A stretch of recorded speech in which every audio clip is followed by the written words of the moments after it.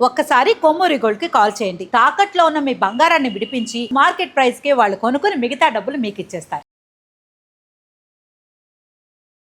నమస్తే, welcome to మనం TV. నేను యాంకర్ సిరి. ప్రస్తుతం మనతో పాటు ఉన్నారు డాక్టర్ శ్రీనాథ్ గారు, ఎండి హోమియోపతి. డాక్టర్ గారితో మాట్లాడతాం. డాక్టర్ గారు నమస్తే. నమస్తే అండి. డాక్టర్ గారు, ఈ రోజుల్లో చాలా మంది కూడా ఈ నిద్రలేమి సమస్యతో చాలా బాధపడుతూ ఉంటారు. ఎందుకంటే ఇంతకు ముందుకి ఇప్పటికి లైఫ్ స్టైల్ కి చాలా చేంజెస్ చూసాం మనము. ఇప్పుడు పడుకోవాల్సిన టైంలో లేస్తున్నారు, లేవాల్సిన టైంలో పడుకుంటున్నారు. దానివల్ల అంటే స్క్రీన్ టైం వల్ల కూడా ఈ ప్రాబ్లం ఎక్కువగా అవుతుందని తెలుస్తుంది.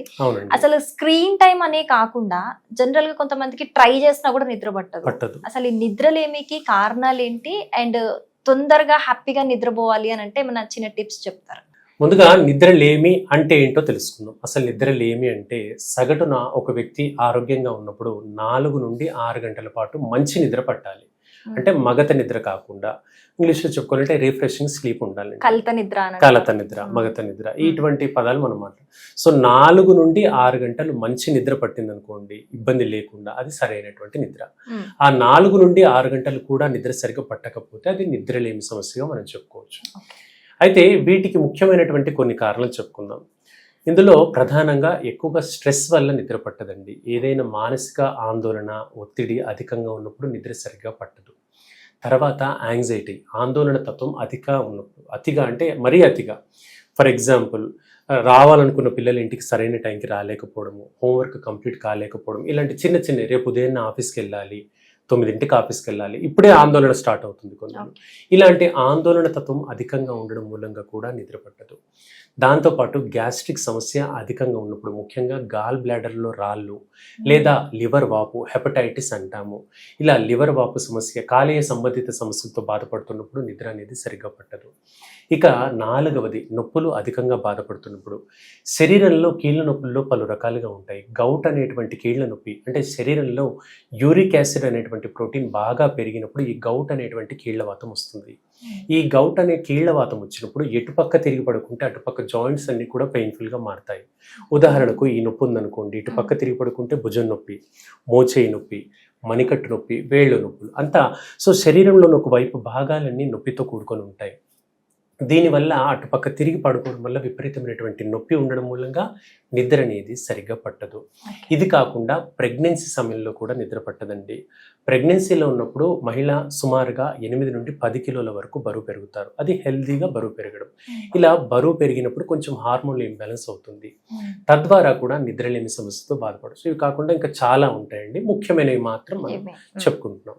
సో ఈ కారణానికి అనుగుణంగా మనం నిద్రను జాగ్రత్తలు తీసుకోవాలి.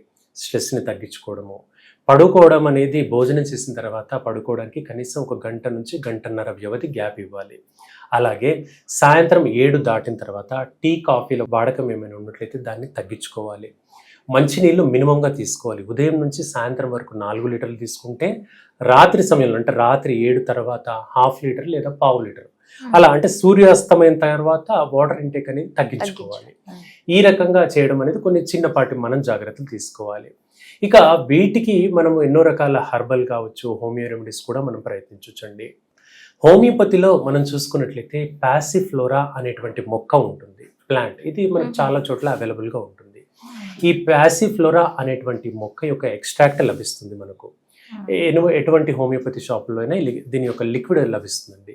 ఈ లిక్విడ్ని ఒక చిన్న కప్పు వాటర్లో ఒక 5 డ్రాప్స్ వేసుకొని పడుకోవడానికి 1 అరగంట ముందు తీసుకున్నట్లయితే, టీ, కాఫీ లాగా తీసుకున్నట్లయితే చాలా వరకు మంచి నిద్ర పడుతుంది. సరే, హోమియోపతి షాప్స్ అందుబాటులో లేవు అనుకుందాం. మనందరికీ అవైలబుల్గా ఉండేటువంటి ప్లాంట్ పువ్వు చామంతి పువ్వు. ఈ చామంతి పువ్వు యొక్క రెక్కల్ని కాస్త వాటర్లో వేసి, ఒక 2 గ్లాస్ వాటర్లో వేసి దాన్ని కాస్త బాయిల్ చేసి ఒక 15 నిమిషాలు బాయిల్ చేసి చల్లారిన తర్వాత దాన్ని వడపోసి 1 చెంచాడు తేనె కలిపి 1 అరకప్పు టీ లాగా ఆ వాటర్ని తీసుకోవడం వల్ల కూడా మైండ్కి చాలా ప్రశాంతతనిస్తుంది. సో ఇది యాంటీ డిప్రెసెంట్గా పనిచేస్తుంది. ఎవరైనా డిప్రెషన్తో బాధపడుతున్నా, ఆందోళన తత్వంతో ఉన్నా వాళ్ళకి ఇది మంచి నిద్ర పట్టేలా చూస్తుంది.